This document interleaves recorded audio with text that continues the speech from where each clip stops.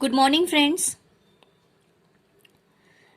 We are studying the subject auditing, chapter number 3, company audit, company auditor. तो last lecture में हमने qualification, disqualification, rights, duties, ये सब चीज़ें हमने देखी थी. Now we are going to discuss about liabilities of company auditor. Company auditor की लाइबिलिटीज क्या रहती है, उसकी रिस्पॉन्सिबिलिटीज क्या रहती है. Okay, so let's start. The auditor is responsible not only to his client but also to third parties. जो auditor होता है वो सिर्फ क्लाइंट पे ही मतलब क्लाइंट के बारे में ही रिस्पॉन्सिबल नहीं रहता है ना. वो थर्ड पार्टी को भी रिस्पॉन्सिबल रहता है. The liabilities of a company auditor can be states below. ठीक है, stated below. Liabilities of a company auditor. देखो, फर्स्ट लाइबिलिटी क्या है? Liability of negligence. ठीक है, उसमें दो टाइप है. Under law of agency, criminal liability under the companies act. ठीक है, liability for negligence. Negligence means what guys? It means कि अनदेखा करना, केयरफुल ना होना.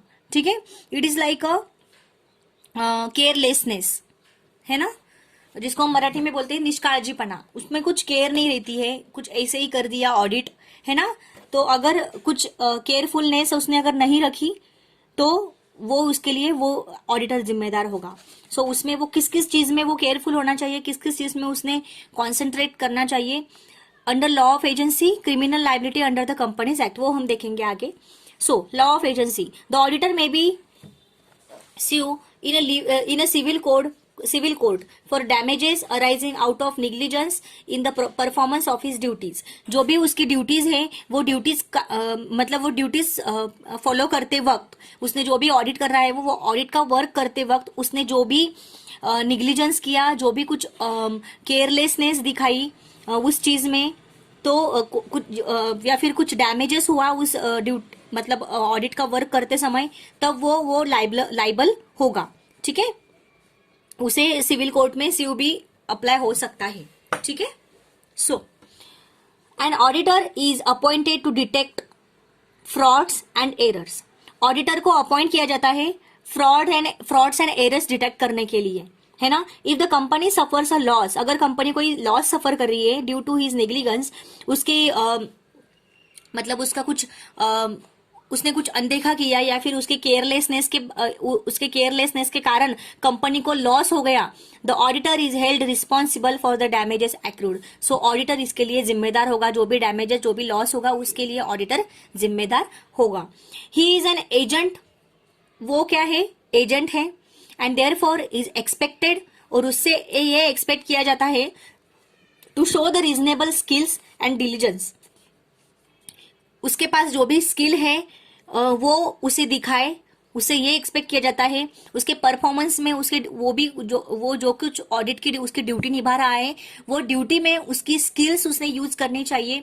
उसके जो भी उसके पास जो भी टैलेंट है, जो भी स्किल्स है, जो भी नॉलेज है, वो नॉलेज उसने उसका ऑडिटिंग करते समय उसको यूज करना चाहिए और उसका परफॉर्मेंस अच्छा चाहिए. ये एक कंपनी एक्सपेक्ट करती है एक ऑडिटर से, because he is a very very responsible person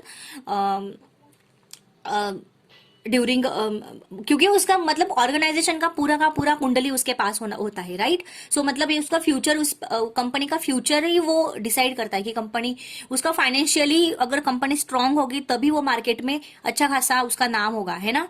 so that is why the auditor's responsibility की he should give the correctness in his work, है ना. So an auditor is not liable. Auditor liable नहीं होगा even though the company suffered a loss. देखो, if it can be proof that he was not negligent in the performance of his duty. हाँ, अगर उसकी duties मतलब उसके audit करते वक्त, मतलब उसके जो भी ऑडिट की ड्यूटीज हैं वो फॉलो करते वक्त उसने अगर ये प्रूफ कर दिया, अगर कंपनी कोई लॉस में है उसके केयरलेसनेस की वजह से, है ना, तो ऑडिटर ने अगर ये प्रूफ कर दिया कि उसके वो कंपनी का जो भी लॉस हो रहा है वो उसके केयरलेसनेस की वजह से नहीं हो रहा है, देन वो लाइबल नहीं होगा। ठीक है। So further he cannot be held liable. देखो और देखो हम लोग, even though he was negligent in performance of his duties if the company has not suffered any loss on account of his negligence. हाँ, लेकिन उसका कोई मतलब उसने कुछ अनदेखा कर दिया या फिर उसकी केयरलेसनेस की वजह से कंपनी को कुछ भी लॉस नहीं हुआ, वो उस टाइम पे भी वो लाइबल नहीं होगा ऑडिटर। ठीक है। So the loss must have been suffered by those to whom the auditor owes a duty. ठीक है। द लॉस क्या होना चाहिए, सफर्ड होना चाहिए। अगर ऑडिटर ने कुछ केयरलेसनेस उसने दिखाया, अगर वो केयरलेस होगा उसके ड्यूटीज के बारे में, देन अगर कंपनी को लॉस होता है, only that time he will be responsible for that loss. Okay, so please keep it in mind. Okay, if a company suffer any loss, अगर कंपनी कोई लॉस सफर करी है, it is only the company which can sue the auditor for damages, है ना। Okay, अगर कोई company loss में है, लॉस में जा रही है, मतलब लॉस सफर कर रही है, तो कंपनी ऑडिटर के अगेंस्ट केस कर सकती है, कोर्ट में दावा कर सकती है ना। सो डैमेजेस की वजह से, and an individual shareholder has no right to do so, but individual shareholder जो होता है उसको ये राइट नहीं है ऑडिटर के ऊपर केस करने का। ठीक है। If the company has gone into liquidation, अगर कंपनी लिक्विडेशन की ओर जा रही है, then the liquidator can file a suit against the auditor for negligence. तो लिक्विडेटर क्या कर सकता है, ऑडिटर के अगेंस्ट केस कर सकता है उसके केयरलेसनेस के कारण। ओके, ठीक है। सो ये सब चीजें लॉ ऑफ एजेंसी में आती है कि क्या क्या ऑडिटर किस वजह से उसके केयरलेसनेस की वजह से किस किस चीज से वो उसकी रिस्पॉन्सिबल रहता है। एक चीज हमें समझ में आ गई, अगर ऑडिटर ने केयरलेसपना दिखाया उसकी ड्यूटीज में, उसके ऑडिटिंग करते वक्त, ओके, अगर और उसकी केयरलेसनेस की वजह से उसके केयरलेसनेस की वजह से कंपनी को नुकसान हुआ, कोई लॉस वो सफर कर रही है, देन कंपनी उसके अगेंस्ट केस कर सकती है। ये चीजें हमें समझ में आ गई। हाँ, लेकिन उसने अगर प्रूफ कर दिया कि ये सब जो लॉस हो रहा है वो मेरी वजह से नहीं हो रहा है, देन वो रिस्पॉन्सिबल नहीं होगा। ये चीज हमें समझ में आ गई। ओके, हाँ, अगर उसकी केयरलेसनेस की वजह से कोई नुकसान भी नहीं हुआ, तभी भी वो लाइबल नहीं होता है ऑडिटर। ठीक है, तो ये चीजें आप ध्यान में रखो। Second type of the negligence is under the companies act, criminal liability. Criminal liability में हम लोग क्या देखेंगे, वो किस चीज में रिस्पॉन्सिबल रहता है। Criminal liability arises when some crime has been committed by the auditor. अगर ऑडिटर ने कोई क्राइम अगर उसने कमिट कर दिया, ठीक है, अगर कोई क्राइम उसने कमिट कर दिया तो वो लाइबल होगा। फॉर एग्जाम्पल देखेंगे, auditor wilfully makes a false statement, उसने कुछ उसकी इच्छा से उसने कुछ फॉल्स स्टेटमेंट दे दिया, गलत स्टेटमेंट दे दिया, either in the balance sheet or any other document, balance sheet में या फिर कोई अदर डॉक्यूमेंट में, destroy or mutilates any voucher or documents. ठीक है, मतलब उसने कुछ रॉन्गफुली उसके बाय पर्पज उसने कुछ गलती से नहीं बोल सकते, जानबूझ के उसने कुछ एंट्रीज कर दी, कुछ गलत स्टेटमेंट दे दिया बैलेंस शीट के बारे में, कोई डॉक्यूमेंट्स के बारे में, है ना, या फिर डिस्ट्रॉयड कर दिया कोई वाउचर, अपने आप जानबूझ के डिस्ट्रॉयड कर दिया, डॉक्यूमेंट को डिस्ट्रॉयड कर दिया, उस टाइम पे ये क्रिमिनल लाइबिलिटी के अंदर आता है। क्रिमिनल लाइबिलिटी के अंडर वो रिस्पॉन्सिबल होता है। ठीक है, सो ये चीजें आप ध्यान में रखो। निग्लिजेंस, लाइबिलिटी फॉर निग्लिजेंस में दो टाइप है, law of agency and under the companies act, it means criminal liability. ठीक है, तो ये था फर्स्ट वाला हमारा liability for negligence. Next type है लाइबिलिटी अंडर लॉ, ओके, और मिसफेजेंस। ठीक है, liability under law, under the law उसकी क्या रिस्पॉन्सिबिलिटी है। ठीक है, companies act, Indian penal code, ठीक है, Indian penal code, companies act, civil companies act, ठीक है, सिविल एक्ट भी बोलते हैं उसको, देखेंगे हम लोग उसमें क्या है। Under the companies act misfeasance means breach of duty impose by law. उसकी जो ड्यूटीज है उसका उल्लंघन करना, है ना, उसको तोड़ना, उसके ड्यूटीज को फॉलो न करना, है ना। सो इट मीन्स की misfeasance. Okay, according to the rule contain in the companies act, जो भी कंपनीज एक्ट में जो भी रूल्स मेंशन किए हुए उनके according the auditor has to state in his report, auditor को उसकी रिपोर्ट में, उसके ऑडिट रिपोर्ट में ये सब चीजें मेंशन करनी चाहिए। तो कौन सी चीजें देखेंगे, weather he has obtain all the information and explanation required by him for the purpose of audit, सिर्फ ऑडिट पर्पज के लिए ही उसने जो भी इंफॉर्मेशन एंड एक्सप्लेनेशन मांगी है, ये चीजें यहाँ पे मेंशन होनी चाहिए। ठीक है, जो भी एक्सप्लेनेशन इन्फॉर्मेशन उसने मांगी है क्लाइंट से, उसके क्लाइंट से, वो सिर्फ पर्पज ऑफ ऑडिट के ही होने चाहिए। Okay, next, whether in his opinion in the balance sheet and report, okay, उसके बैलेंस शीट एंड रिपोर्ट में उसका ओपिनियन होना चाहिए, सर्टिफिकेट में, प्रोस्पेक्ट्स में, स्टेटमेंट्स में और any other document required by or for the purpose of provisions of this act any persons make a statement. ठीक है, so which is false in any material particular knowing to be false, which omits any material particular knowing it to be material shall be punishable। ठीक है, तो ये चीज आप ध्यान में रखो। in order to hold an auditor criminally liable the following must be proved। ठीक है, अगर ऑडिटर ने कुछ ऑर्डर्स को, मतलब ऑडिटर ने कुछ होल्ड किया, सो वो क्रिमिनली लाइबल होता है, क्रिमिनली रिस्पॉन्सिबल होता है। सो अगर उसने कुछ प्रूफ किया तो, अगर ये प्रूफ हुआ तो, ठीक है, देखेंगे that the statement made was false in material fact, material fact में उसने कुछ स्टेटमेंट फॉल्स स्टेटमेंट उसने दे दिया, that the auditor wilfully made such a false statement, wilfully उसने जानबूझ के कोई फॉल्स स्टेटमेंट दे दिया है ऑडिटर ने, ठीक है, उसने बना दिया है वो false statement, that the statement has been made in any return report, balance sheet, certificate or any other document required to be made under any provision of the companies act, that the statement has been made in any return, अगर कोई statement बना है in any return में, report में, balance sheet में, certificate में और any other document required to be made under the provision of the companies act. ठीक है, और वो फॉल्स और उसने कुछ फॉल्स स्टेटमेंट दे दिए, तो उस टाइम पे अगर ये प्रूव हुआ तो ऑडिटर क्रिमिनली लाइबल होता है। ठीक है, under the penal code, Indian penal code IPC section 197 of the IPC lays down that whosoever issues और साइंस एनी सर्टिफिकेट, अगर किसी ने सर्टिफिकेट पे साइन किया या फिर सर्टिफिकेट किसी को दिया रिक्वायर्ड बाय लॉ की required to be given or sign or relating to any fact which such certificate is by law admissible in evidence knowing or believing that such certificate is false in any material point shall be punishable in the same manner as if he gives a false evidence। अगर किसी ने false evidence दिया, ठीक है, और उस पे वो सर्टिफिकेट बना दिया और उस पे उसने ऑडिटर के, उसके अगर ऑडिटर की साइन होगी तो उसके उस टाइम पे ये चीजें पनिशेबल होंगी।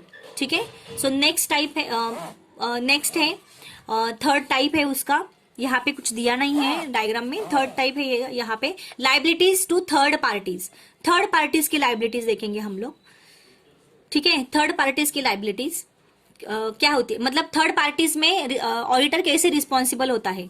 Although there is no priority of contract between the auditor and third parties, like मतलब कोई भी प्रायोरिटी नहीं होती है ऑडिटर और थर्ड पार्टीज में। थर्ड पार्टीज कौन होते हैं, creditors, banks, income tax authorities, है ना, इन दोनों के, इनके बीच में और ऑडिटर के बीच में कोई प्रायोरिटी नहीं होती, कोई मतलब उनके कुछ ये नहीं होता, कुछ इम्पोर्टेंस जिसके हम बोल सकते हैं कि कुछ कॉन्ट्रैक्ट नहीं होता है उनका। ठीक है, सो ही स्टिल ओज अ मोरल रिस्पॉन्सिबिलिटी, वो उसकी मोरल रिस्पॉन्सिबिलिटी वो निभाता रहता है ऑडिटर, है ना। The auditors are aware that the balance sheets, income statements sign by him are used by third parties.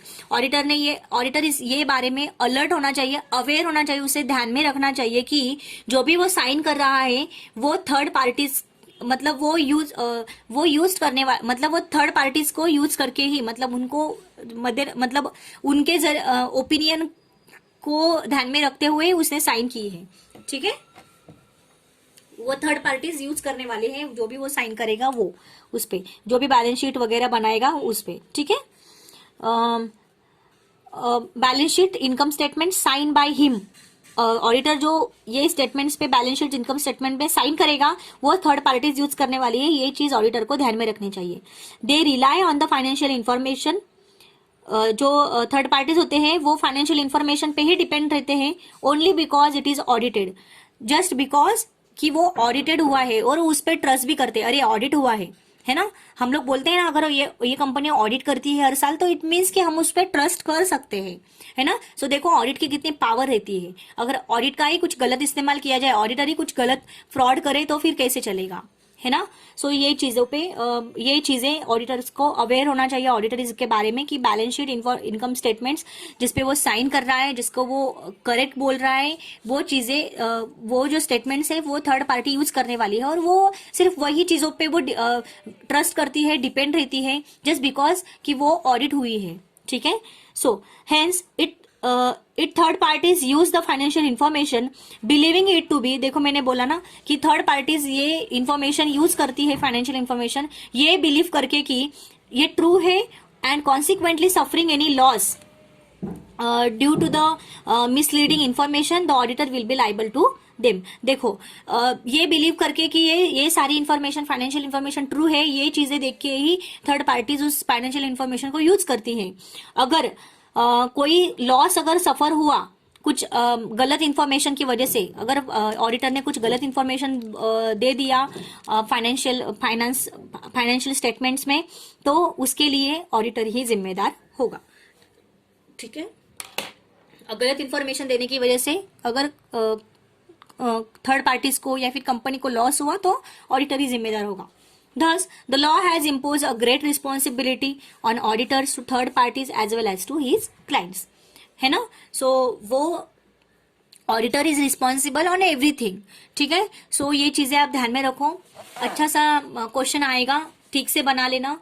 Liability for negligence उसके 2 टाइप्स है, under the law of agency, criminal liability under the companies act, and the second one is liability under the law misfeasance companies act or Indian penal code. Misfeasance means what, मैंने क्या बोला था, उसके duties का उल्लंघन करना, breach of his duties, okay. So ये चीजें हैं। और थर्ड क्या बोला था, लाइबिलिटीज टू थर्ड पार्टीज, ठीक है। सो इस तरह से हमारा ये टॉपिक गाइस खत्म हो चुका है। कंपनी ऑडिटर, है ना। हमने क्या क्या पढ़ा इस टॉपिक में, इस सब्जेक्ट्स में, सॉरी इस चैप्टर में। ऑडिटर्स क्वालिफिकेशन, सबसे पहले ऑडिटर की डेफिनेशन हमने की।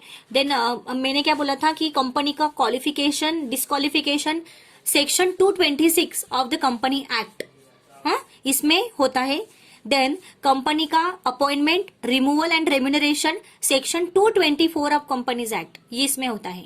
मतलब सेक्शन 224 में उसका अपॉइंटमेंट, रिमूवल एंड रेम्यूनरेशन होता है और 226 में क्वालिफिकेशन डिस्क्वालिफिकेशन होता है, ठीक है। देन हमने क्वालिफिकेशन देखा क्या होना चाहिए, डिस्क्वालिफिकेशन देखा, देन हमने अपॉइंटमेंट देखा, है ना।